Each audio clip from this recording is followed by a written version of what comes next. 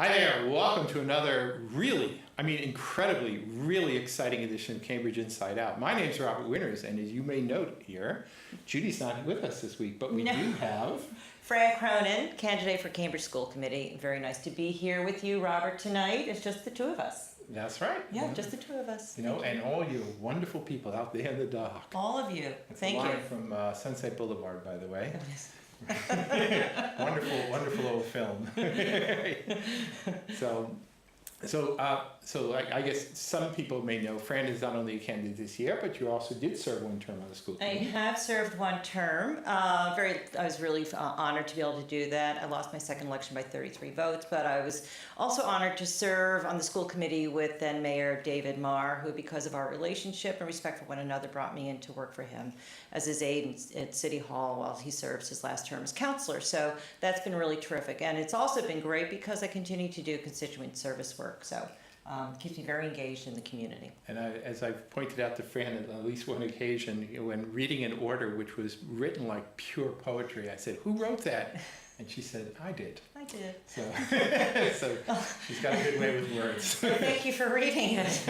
Appreciate that. Well, that's one of my own personal obsessions. I actually do read the agenda for council meetings, and not necessarily every last little bit, but I do read a lot. So. Yeah. So Fran, let's pretending that we never met you before.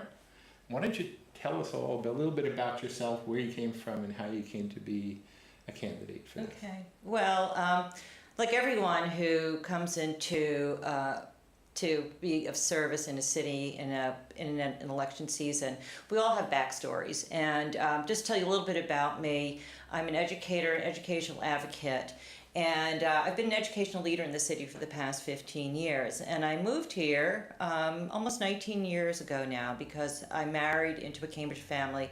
And unfortunately, my husband, who grew up in Cambridge, passed away while we were living abroad. And so I moved to Cambridge where I could be close to my in-laws and some family. And I was very fortunate to raise my kids here. And one thing that has become very apparent to me, both because of my growing up, which was in New Jersey, and Robert was across the other side. What exit? Exit, exactly, 144 premise. That's the mandatory joke. Yeah. Totally bowling, shopping, everything you wanted in the suburbs. No? Frankie Valley. Yes, exactly. They took the name from a bowling alley in New Jersey. He did, but we were home, make that spare. That's where I was. Make that spare. So anyway, I grew up in a family with public education. My mother's a teacher, and my mother was college educated, got her master's in education by going to night school. My dad never graduated from college, and that really had a big impact on us as a family in terms of our ability to be financially secure, and we really was drummed into us the benefit of education. And so I did get a good education. I just graduated from Harvard with a master's. And so all of my three brothers and myself have benefited from education. And here in Cambridge, because I moved here without having any community other than my in-laws, the schools really became my network to form a community and make connections and build community and establish ourselves here in Cambridge. So my kids have always known Cambridge. It is their home. The friends and families that I'm still connected with are from my children's early age going to school here in Cambridge. And through that community, I got to know that I have a home here. I had a built-in support system, and I learned how to navigate a new home for myself. And so you learn how the city works. You know what resources are available. You know how to really navigate the system. And it's through my schools, so where I really built my first community. So I'm very grateful to that opportunity that I had. But one thing that's really interesting, that I was fortunate, well-educated, privileged, white, and I had a lot of connections. My in-laws were here. My father grew up in Cambridge. A lot of families who come here, and a lot of women who are also single parents, don't necessarily have the benefit of those kind of communal connections that I had. And that's what I like to talk about when I'm out on the campaign trail, that we are a city, as we like to talk about, with a great economic divide. We have housing issues. We've got food insecurity. Some of the candidates, Alana Mallon in particular, likes to talk about. But we also, that community comes together in our schools. And that's where we see everyone who lives in our city is present in our schools. And that's where the story of who we are as a city really comes together. And we have kids who do incredibly well. They can go to every after-school program, summer vacation, lots of amenities, music lessons, tutoring, all that stuff. And a lot of kids don't have that. benefit. Half our kids come from free and reduced lunch families. So they do not have access. And so my question to us as a community is, how do we support half our students to make sure they have same access to success that the other half of the students in our school have? And I think that is the real question of the day for us here in our community. And it's something that people engage with. People are very emotional about education, and I've knocked on over 2,000 doors, having conversations with people all across the city. And from every socioeconomic group, it's that same kind of question about how do we support all our kids to succeed upon graduation from our schools.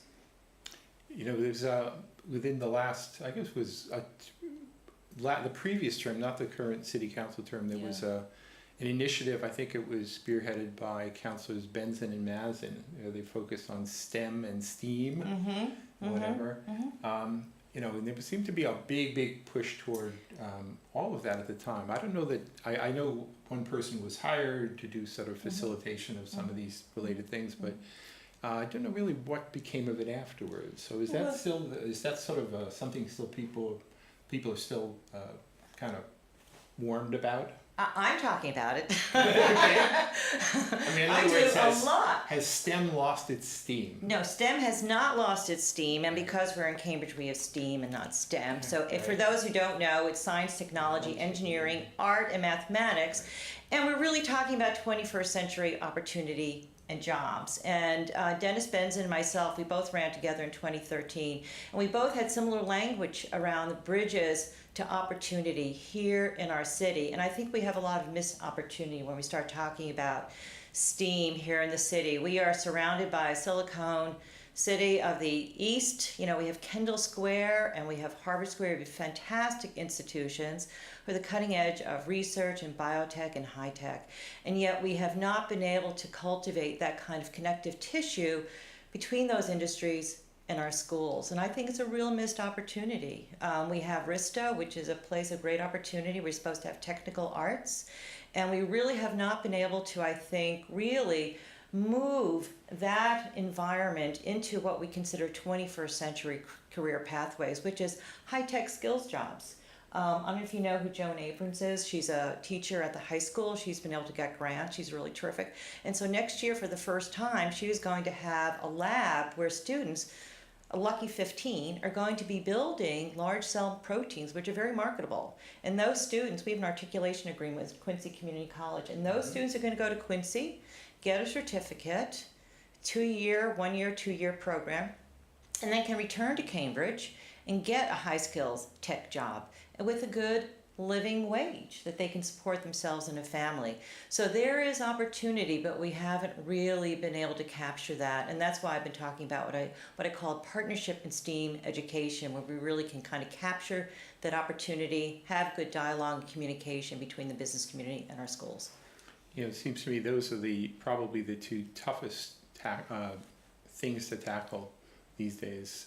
One is the affordability of housing. Yes. You know, a lot of people, they try things and, you know, I think the city does a pretty good job, but it's just a really hard problem.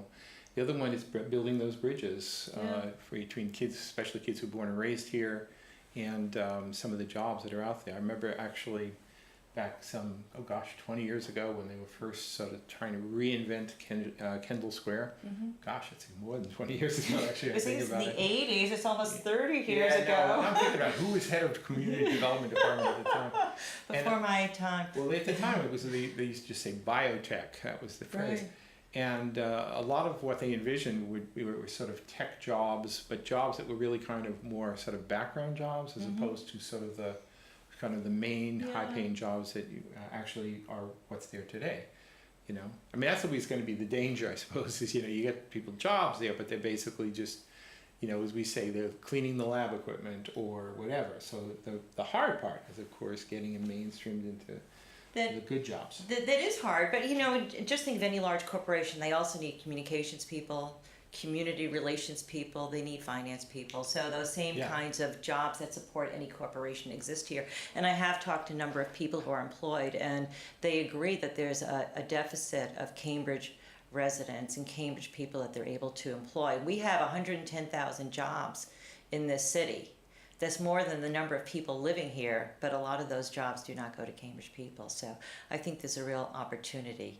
And I look forward to working with my colleagues on both sides of the aisle to make something like that happen. Both sides of the aisle, you mean city council and school yes, committee? Yes, and I almost wore my two buttons tonight. I have my city council button and my school committee button. And I've had the benefit of learning to, one of the benefits of campaigning and serving the city is you do meet a lot of people. And I think the way you start to collaborate and get things done is you talk to people and find out what are the barriers to a goal that you have. What's holding us back?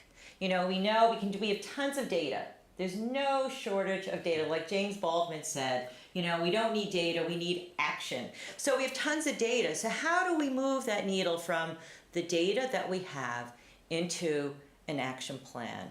And I think that is a challenge, and I think that some of the city council people have talked about that. We know where the needs are, and how do we, as a city, work together? And the thing that's really curious is that the same issues that the city tackles in terms of housing and jobs and poverty, that is evident in our schools as well. And how do we work together? How do we blend our supports? Half our school kids in our school qualify for free and reduced lunch. Half of the kids that came into the 2016-2017 kindergarten class were already identified as high needs. So, how do we create that level of support as we start bringing our families in? We talk about family engagement, community engagement, and how do we build that kind of connective tissue, again, to support those families so that they appreciate the services that are available that can support them and their family to be more successful in our city.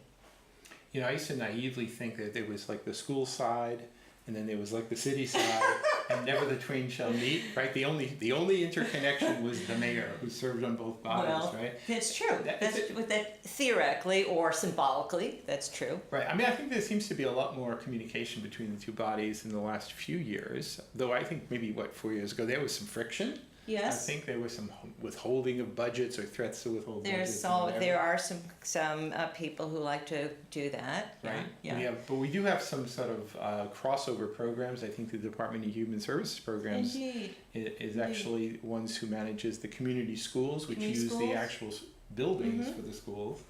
Whatever. So we have a lot of opportunities. We have tremendous opportunity. I think that's a really good point. And I have talked to a lot of people in our human services side talking about the students that they serve and the students that come from our school. And the issue, I think, is very apparent when we talk about early childhood education. And we know that that's the best investment we can make in education. And so if we're looking at population of, we know, already highly challenged families, how are we going to serve those families with the highest need successfully? And I think that we do have a new initiative that's looking at how do we serve these families with access to high quality early childhood education. And next year we have a scholarship program that's being rolled out for the first time to get more kids into high quality programs. But we still have not elevated the capacity that we need to have to address those needs. And if we look at what I stated was the high needs of those kindergarten students coming in, that means that we have to front load even more. Those kids who are 3, we have a 0 to 3rd grade initiative partnership going on right now. So how do we really identify and address those families for whom, great socialization, good skills building, social emotionally, good cognitive stimulation can really help best prepare those students to enter what we consider a good quality education in our city and be able to take advantage of it and not feel like they're always behind, not feel like they're afraid to say, I don't understand, I can't ask a question.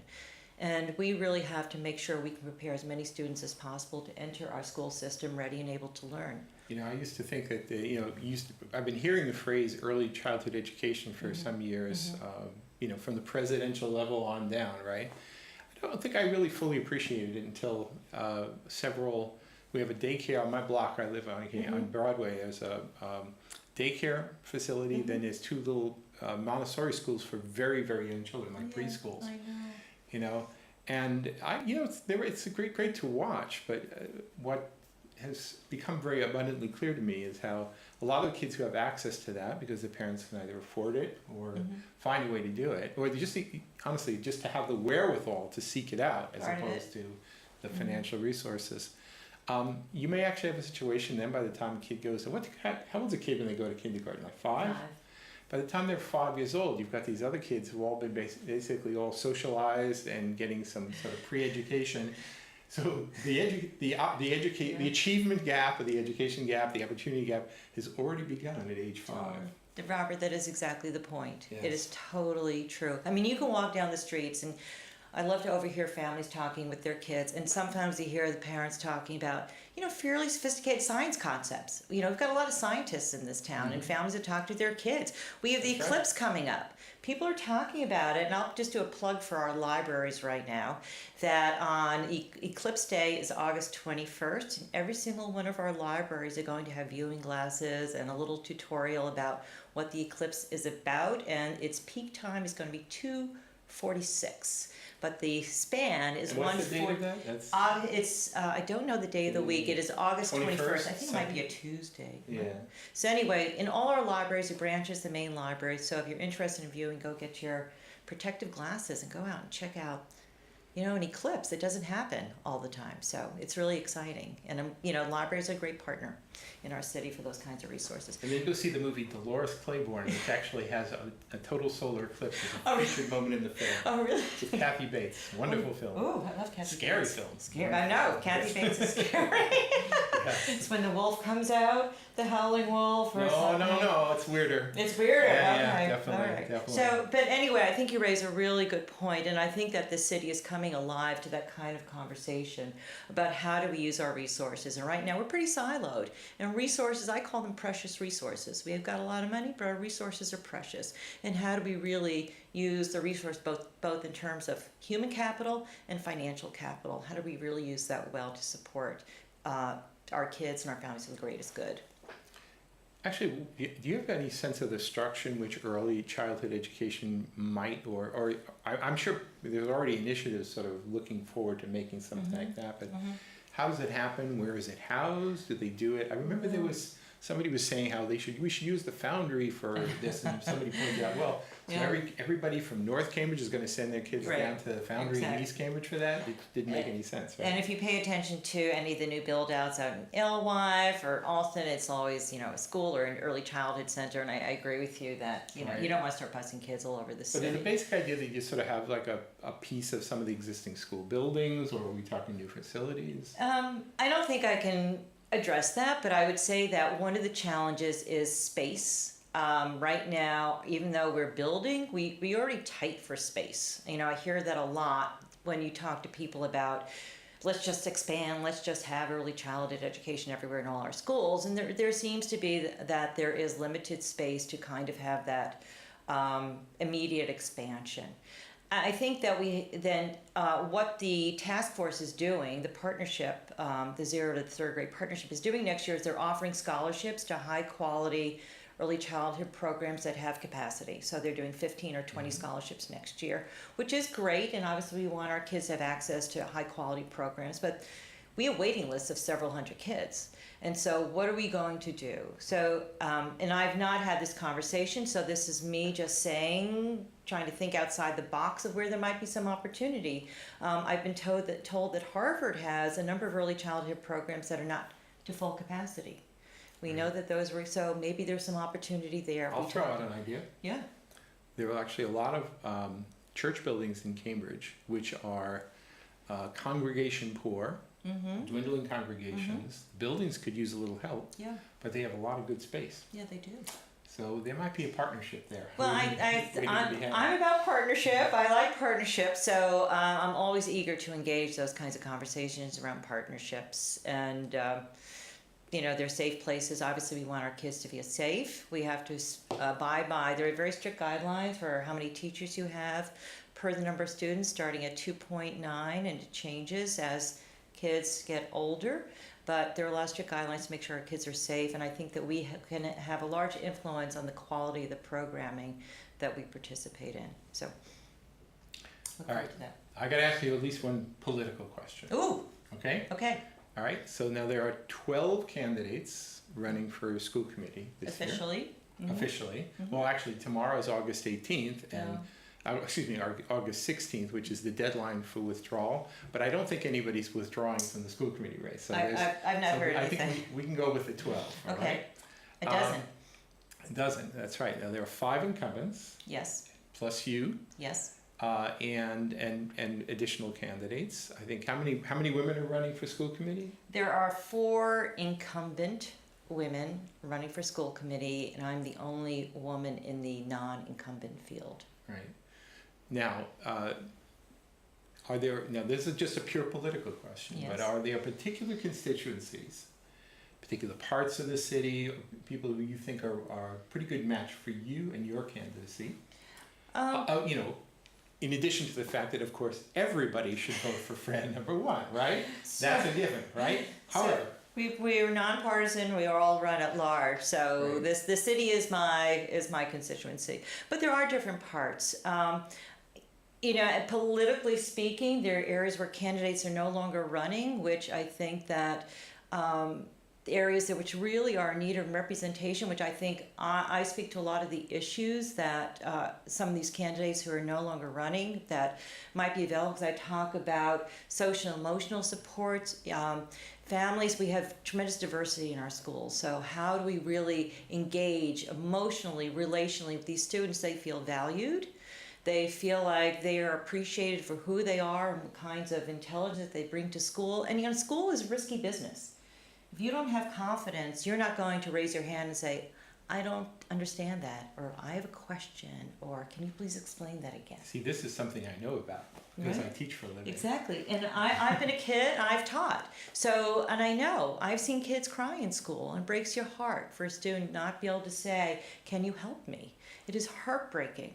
And so what are we doing? And because of that advocacy that I have, I was able to get a teacher in charge position in Cambridge Public Schools for the first time, to try to bring that capacity What is that position? It's called social emotional learning, but it's really around emotional engagement, relationship building for students and teachers, to really help our students, and also to reach out to families. How do we get better engagement? I'll do another plug for early childhood education. Another benefit, obviously, aside from the obviously preparing our kids better to have greater capacity for learning once they enter our schools, it also is a great way to build the capacity of family and parent engagement. Your kids are little. You have to be physically present to drop your children off at school. You go there, you pick them up. Sometimes parents stay for a little bit to help their kid acclimate. You're there at the end of the day or in the afternoon to pick your child up. And so you naturally start to learn how to talk to a teacher. You learn how to engage with other parents. You learn how to engage with your school.